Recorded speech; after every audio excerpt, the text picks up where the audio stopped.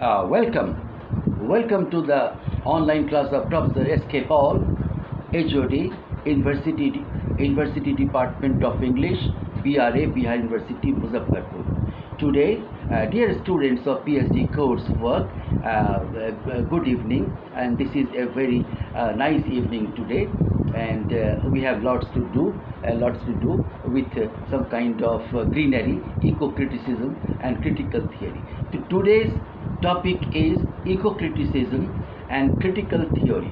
So I am going to deliver my lecture on this topic. Now let us begin. Eco-criticism is the study of literature and environment from an interdisciplinary point of view, where all sciences come together to analyze the environment and brainstorm possible solutions for the correction of the contemporary environmental situation. Eco-criticism was officially heralded by the publication of two seminal books, both published in the mid-1990s. The Eco-criticism Reader, edited by Cheryl Gottfeldt and Harold Fromm, and the second book is The Environmental Imagination by Lawrence Buell. Eco-criticism investigates the relation between humans and the natural world in literature.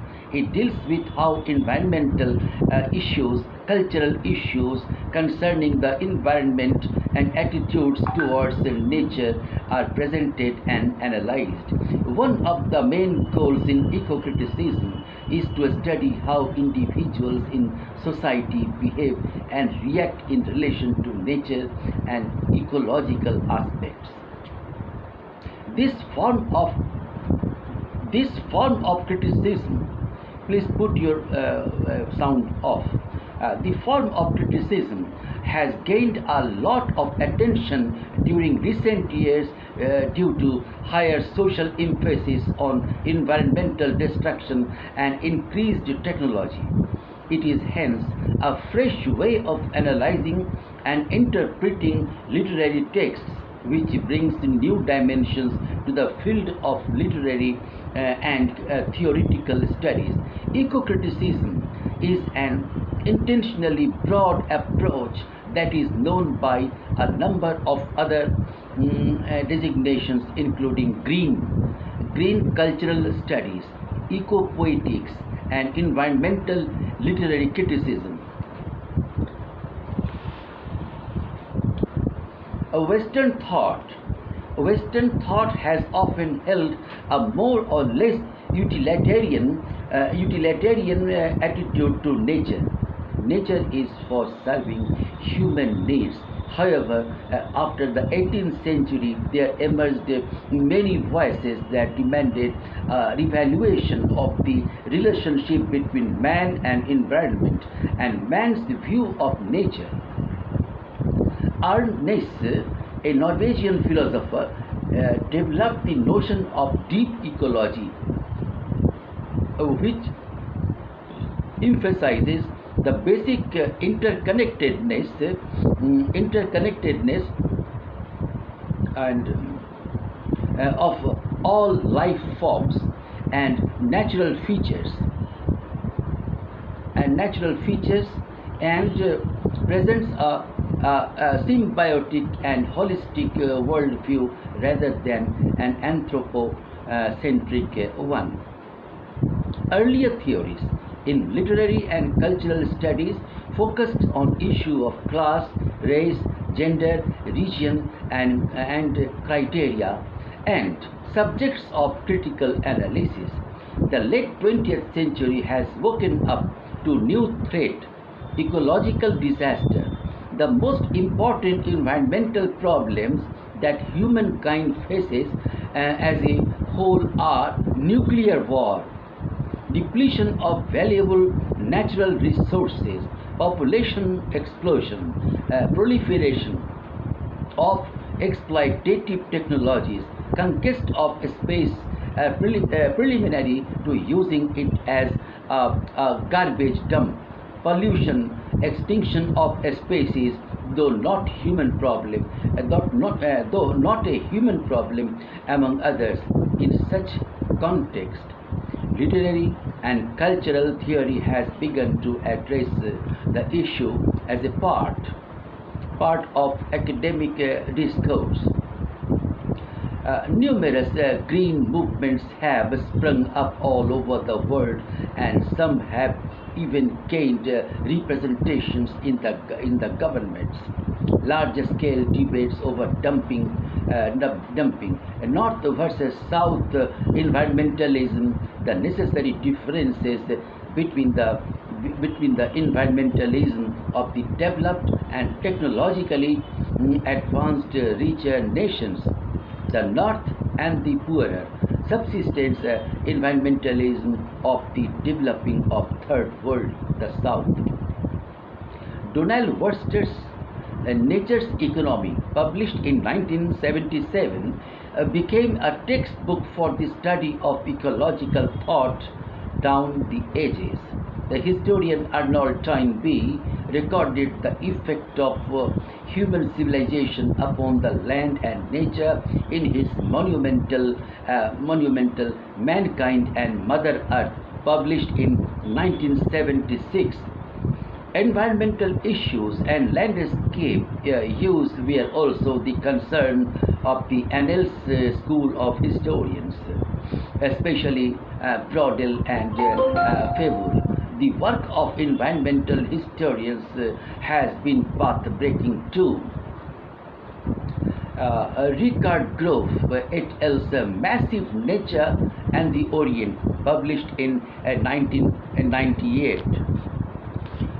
David Arnold and Ramchandra Guha's Nature, Culture and Imperialism, published in 1995, have been significant work in the environmental history of India and Southeast Asia. Ramchandra Guha is, of course, the most important environmental historian awaiting for India today. Various versions of environmentalism developed. Deep ecology and ecofeminism were two important developments.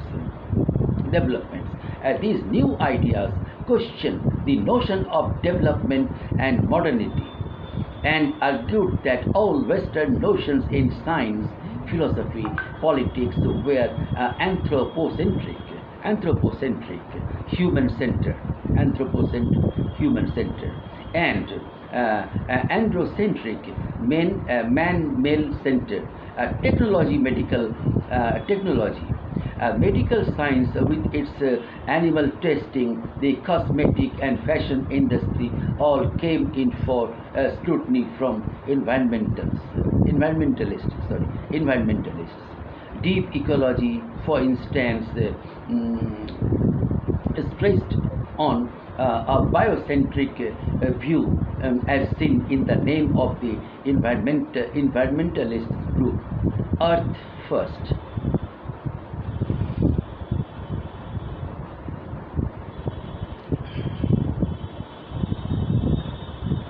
Ecocriticism is the result of this new consciousness that very soon there will be nothing beautiful or safe in nature to discourse about unless we are very careful. Ecocritics often ask questions such as, how is nature represented in the novel, poem, play? Or what role does the physical geographical setting play in the structure of the novel? How do our metaphors of the land influence the way we treat it? That is, what is the link between pedagogic or creative practice and actual political, socio-cultural and ethical behavior towards the land and other human life forms? How is science in the form of genetic engineering, technologies of reproduction, sexualities, open to critical scrutiny in terms of the effects of science upon the land. The essential assumptions, ideas, and methods of eco-critics may be summed up as follows. Eco-critics believe that human culture is related to the physical world. Ecocriticism assumes that all life forms are interlinked. Ecocriticism expands the notion of the world to include the entire ecosphere. Moreover, there is a definite link between nature and culture, where the literary treatment, representation, and thematization of land and nature influence actions on the land. Joseph Meeker, in an early work, The Comedy of Survival Studies in Literary Ecology, it was published in 1972, used the term literary ecology to refer to the study of biological themes and relationships which appear in literary works. It is simultaneously an attempt to discover what roles have been played by literature in the ecology of the human species. William Ruckert is believed to have coined the term ecocriticism in 1978, which he defines as the application of ecology and ecological concepts to the study of literature. If you find Marxist criticism challenging, you will likely find ecocriticism much easier.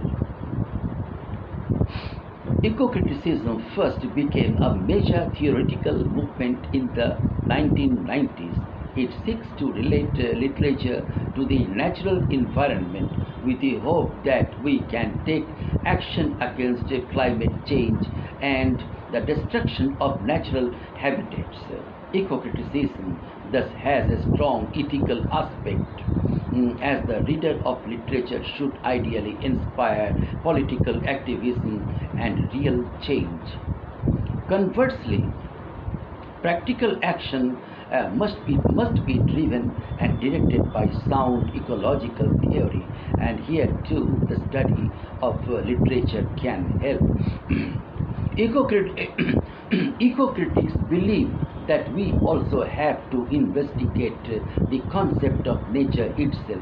Societies frequently view their own hierarchies and codes of conduct as natural rather than as artificial and man-made. Literary texts can help us realize how human beings use nature for their ends. At the same time, literary texts also teach us to appreciate nature fully. They describe the beauty of our environment and they give us the desire to immerse ourselves in the natural world. Wordsworth's nature. William Wordsworth, he was a great poet of nature, a great lover of nature. A great example of an eco-critical reading of Wordsworth's I Wandered Lonely as a Cloud is Scott Hess's article, John Clare, William Wordsworth, An Unframing of Nature. Hess argues that Wordsworth treats the daffodils like a photo on a postcard. Wordsworth doesn't involve himself in nature. He looks at nature from afar like a cloud and leaves as soon as he has his fill. In other words, Wordsworth acts like the tourist who comes by once and snaps a quick picture before moving on. In the end, Wordsworth seems more concerned about his own feelings than about nature. The narrator composes the landscape into aesthetic form from a single point located outside the landscape, exactly in the manner of a picturesque viewer. and in the process constructs a purely visual and seemingly disembodied subjectivity. Even as he claims to connect to nature, he views that nature through a kind of invisible frame and turns it into a resource for the construction of his own seemingly autonomous. Just like some early readers complained that Wordsworth seemed a bit egotistic in his desire to experience the sublime. So Hess finds Wordsworth guilty of using nature to construct his own identity. Hess concludes that by framing the scene as a moment of nature at its best beautiful, restorative, sublime, Wordsworth is being too selective in his representation of the environment. environment. In fact, Hess compares Wordsworth's attitude to the way Americans treasure their national parks as perfect and pristine natural places, while caring less about the degradation of nature everywhere else. Yet, is this fair to Wordsworth? Should he have mentioned that he saw one garbage on the side of the road, or that he was planning to spend a Saturday planting an urban garden? With any theoretical approach, there is always the danger that we misinterpret the text in order to further our own agenda. In this case, it might be pointed out that Wordsworth is at pains to describe the communion he has with nature. He is not simply a solitary observer watching from a distance. The personification of the flowers suggests a kind of kinship between people and nature. As Ralph Pite points out, in Wordsworth's work, the natural world is always social, both in itself and in its relation to man. Consequently, nature does not offer an escape from other people so much as express an alternative mode of relating to them.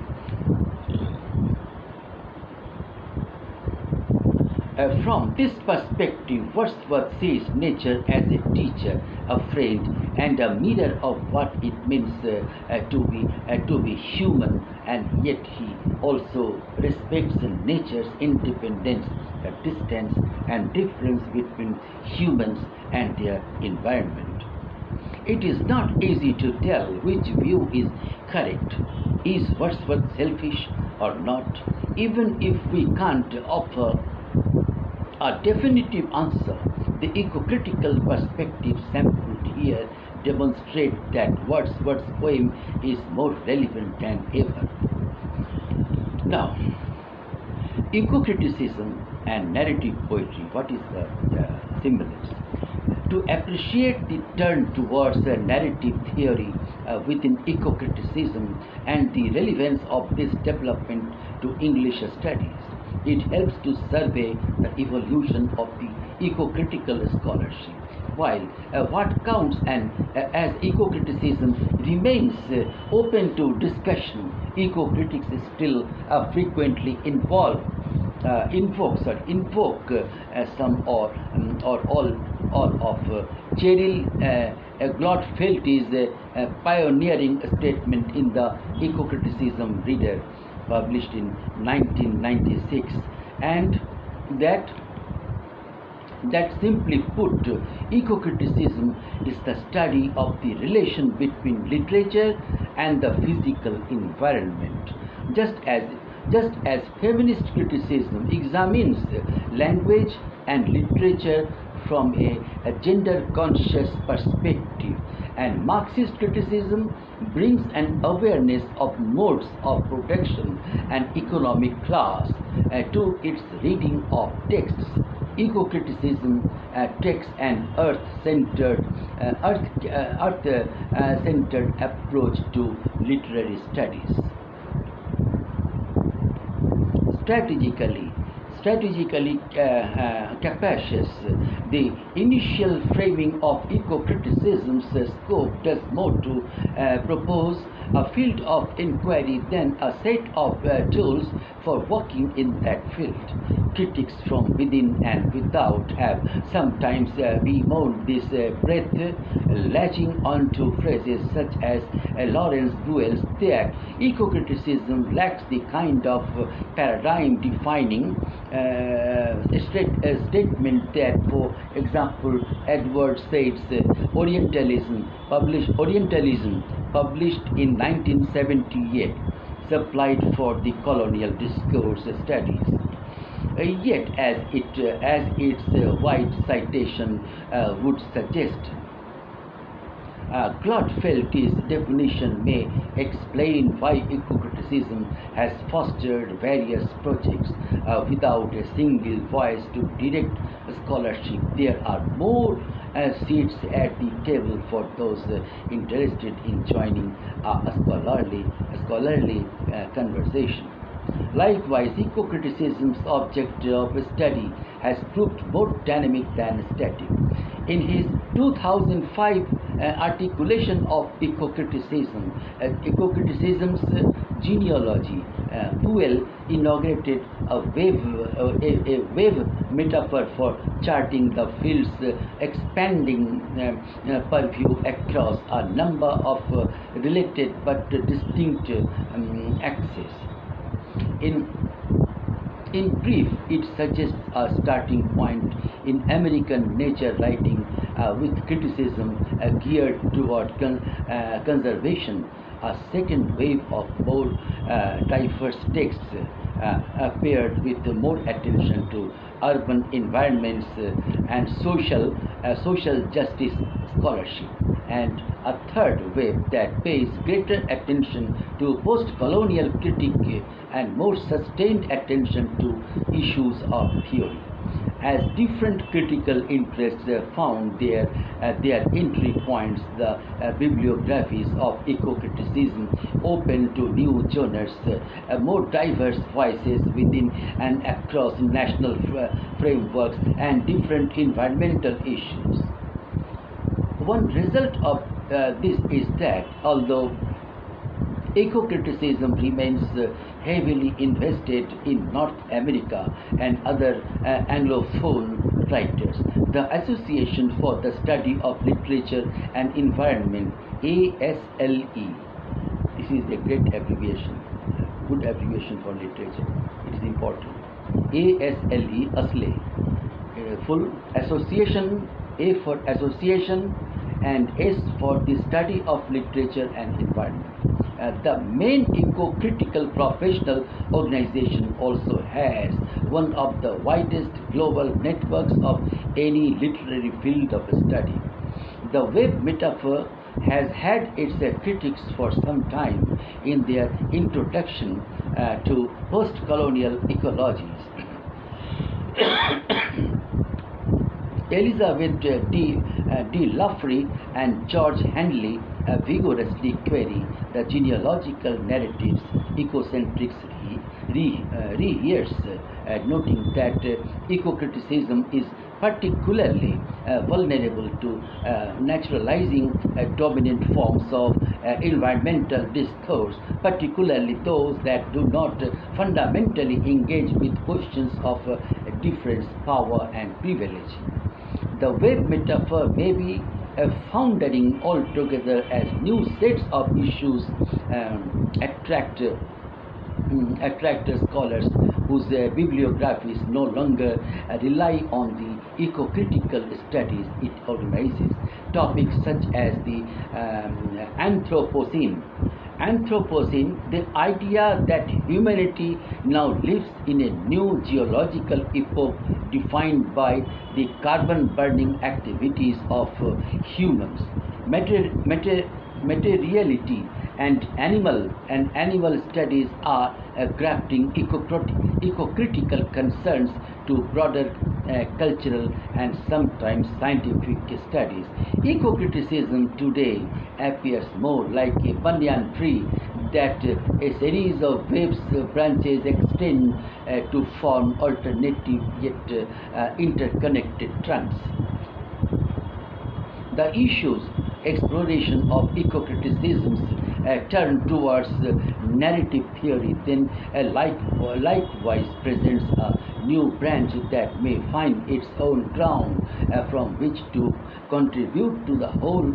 As the banyan metaphor suggests, eco-critical considerations of form do not grow entirely but of nowhere. Eco-critical attention to narrative as such has been scant but not non-existent. Perhaps because ASLE maintains an active community of creative writers. Some of the most direct attention has been from a practice-oriented side. It is noted science fiction writer Ursula K. Le Guin, for example, who contributed the career-back theory of fiction to the Ecocriticism reader, an essay that reflects on conflict's centrality within notions of plot in terms of narrative theory. Le Guin's, please put up your sound. Let Gin's question might be recognized as an experiment in pushing past agonistic models of narrativity. Terry Satterfield and Scott Slovic have likewise featured writers' voices in their collection of interviews. What is nature worth? Narrative expressions of environmental values combining their anthropological and literary training. Anthropology is included in your study, in your research. Anthropological aspect, ethnic aspect, so lots of things, variations. The 12 writers ranging from Simon Ortiz to Alison Hawthorne to Robert Michael Pyle complicate the interviewer's assumptions in various ways. Ophelia Zepeda challenges whether an overchanging category like a story can hold meaningfully. William Kittredge suggests that a narrative may not persuade readers as such inspire them to generate their own stories that in turn prompt more complex judgments. By contrast, the critical work on narrative forms has been slower in coming. This may partly result from some of Buell's formative early work in the field. In the Environmental Imagination, it was published in 1995. He sets out to think through what aesthetics are most conducive to ecocentric ethics, he proposes, but what sort of literature remains possible if we relinquish the myth of human apartness. It must be a literature that abandons or at least questions what would seem to be literature's most basic foci, character, persona, narrative, consciousness. The outcome is a preference for genres like the nature essay, and especially for Buell, the over of Henry David Thoreau that embraced the digression and exposition. Buell would walk these claims back in his next major ecocritical book. Argument can state, but narrative can actually dramatize. Yet consideration of narrative structures has tended to stay separate from and in subservient role relative to ethical discourse in much ecocritical scholarship. Although Buell did not go on to devote extensive attention to narrative's power to dramatize, Ursula Hayes considers this and other narrative functions in Sense of Place and Sense of Planet, published in 2008. This study, which garnered intense eco-critical focus for its argument to refocus the scale of concern from the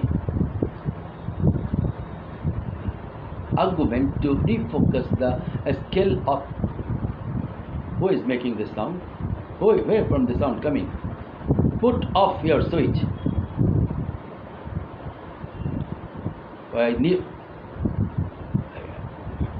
Yes.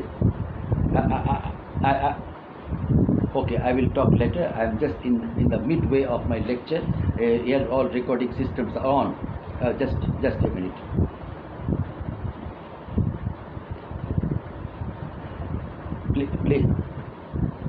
Please don't talk now. You can talk to me later on when lecture is over. Please wait. Narrative. So the study, which garnered intense eco-critical focus for its argument to refocus the scale of concern from the local to the global, received less attention for the extent to which it argued for attending to the challenges of narrative patterns entailed by the scalar shift. Narrative formats like the ramble in the nearby wild, she contends seldom rise to the challenge of addressing the risk of scenarios posed by the destabilization of geophysical forces and patterns. As her interest in allegory and college suggests, Hayes considers the world views that different forms and media encode in addition to what they directly dramatize. Hayes repeats this call for sensitivity to narrative structures in her afterword to Bonnie Roos and Alex Hunt's Postcolonial Green, Environmental Politics and World Narrative, 2010, published in 2010. In which she urges eco-critical scholars to consider the question of the aesthetic. She notes that eco-critical analyses have often tended to assess creative works most centrally in terms of whether they portray the realities of social oppression and environmental devastation accurately, and what ideologically perspectives they imply, and that such assessments are undoubtedly necessary, but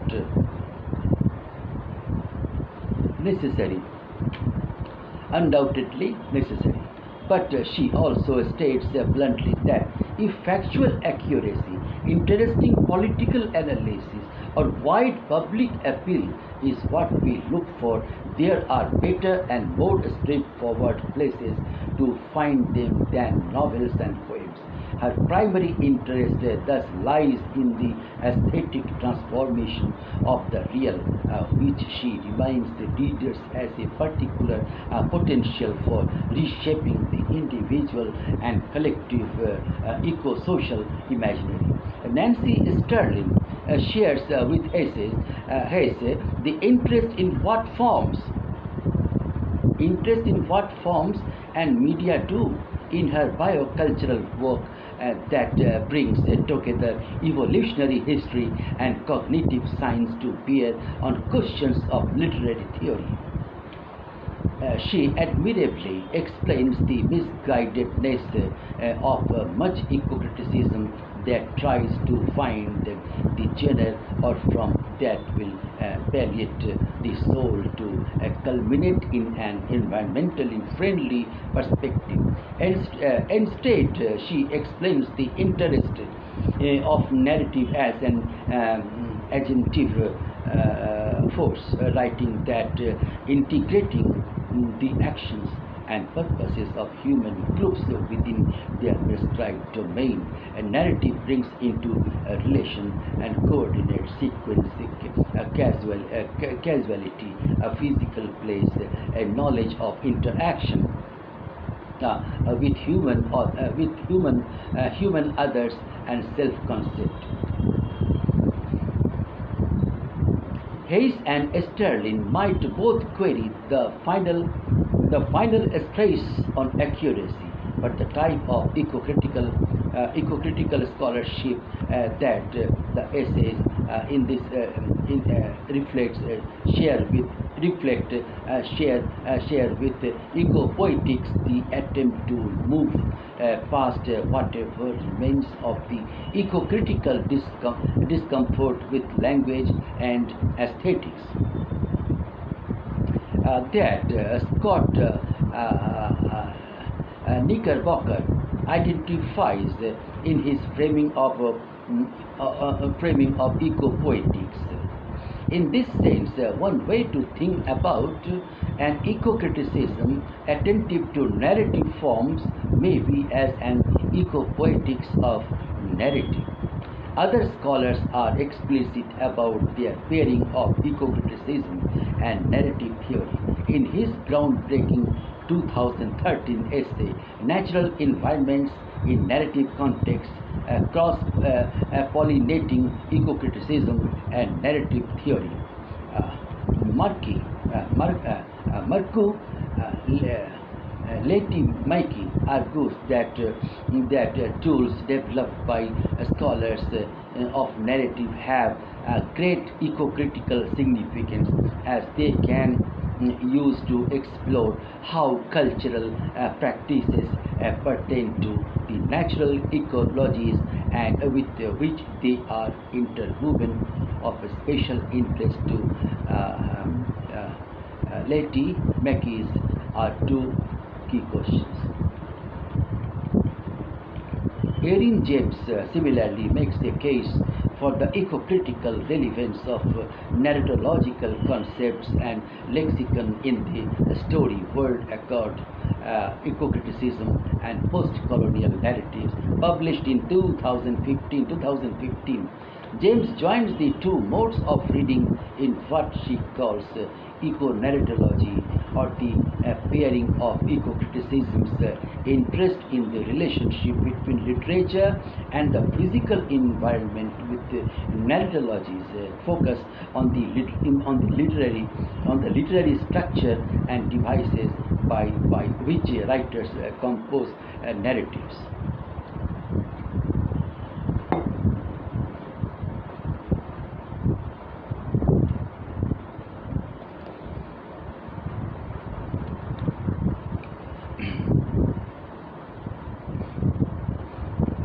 Alexa Wick von Mosner also is interested in what happens in the minds and bodies of readers when they read narratives in affective ecologies, empathy, emotion, and environmental narrative. Her analysis of American texts, literary and cinematic, employ ideas from affect studies and cognitive narratology to study readers' emotional engagement with environmental narratives, exploring, among other issues, how such narratives can invite readers to care for human and non-human others subject to environmental injustice. This initial work offers literary critics a strong foundation by which to pair eco-criticism and narrative theory in their own scholarship.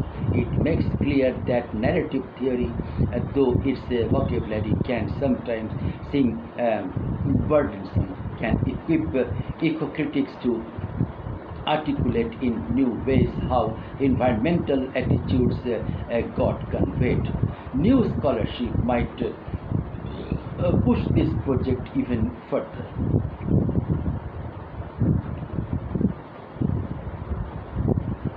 The pairing of eco-criticism and narrative theory also stands to strengthen the bridge between critical scholarship and creative practice that has long interested scholars of literature and the environment. Many eco-critics have advocated for a narrative scholarship, that is, delivering critical arguments through narrative as an approach that allows for remembering the critic's embeddedness in the space and time. Slovic makes this point emphatically, writing even that eco-criticism without narrative is like stepping off the face of a mountain. It's the disoriented language of free fall narrative scholarship for him promotes awareness literally of where we stand in the world and why we are writing. Finally, so it is deeply suggests it deeply eco-criticism deeply suggests eco-critical concepts and traditions also stand to make timely and provocative expansions of narratology work. A major trend within narrative scholarship over the past 15 years has been a spatial turn in which narratologists pivot from their traditional focus on classifications of narrative time to consider categories of narrative spatialization. This turn clearly evident in David Herman's seminal 2001 essay, A Spatial Reference in Narrative Domains, Ilana Gomez's Narrative Space and Time, representing impossible topologies in literature, and Mary Lure Ryan, Kenneth Foote, and Boaz Azariah's new book, Narrating Space, Spatializing Narrative, where narrative theory and geography meet.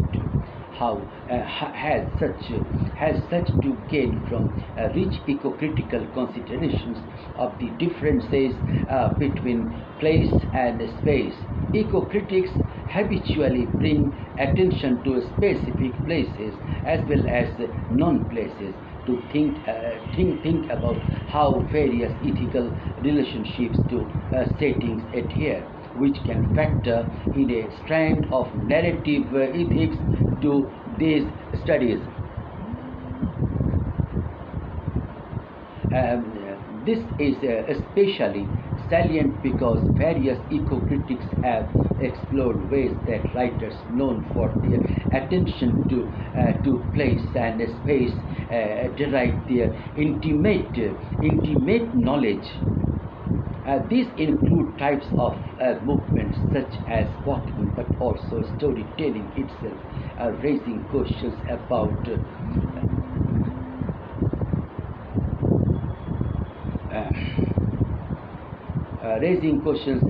the conveying of space through the interaction of diegetic levels, as several contributors in this special issue demonstrate this insight productively complicates discussions of narrative spatialization and setting. Likewise, eco-critical considerations of the more than human world and post-human environments have much to add to recent narratology.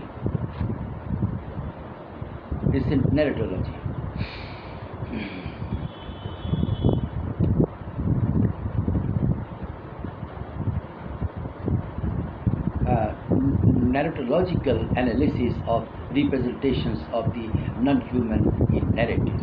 Narrative theorists have long have long argued that while not every narrator is human, all narrators by necessity have human characteristics, but a bloom of recent work inspired by a growing interest in the ways in which narratives can foster empathy and care for non-human characters is complicating an anthropocentric assumptions that underlie essential narratological questions such as who speaks and who sees. Recent essays such as Lars Bernard's Marco Caracciolo, Luc Herman, and Bert Verbeek, the storied lives of non-human narrators, and David Herman's narratology beyond the human questions the ability of narratives of represent the experiences of non-human others free of human interference. So this way, dear PhD scholars of our university, I have finished my lecture. This lecture I have finished. It is over. It is complete and it is over. Thank you. Good night. Good night to all of you. Thank you for giving me a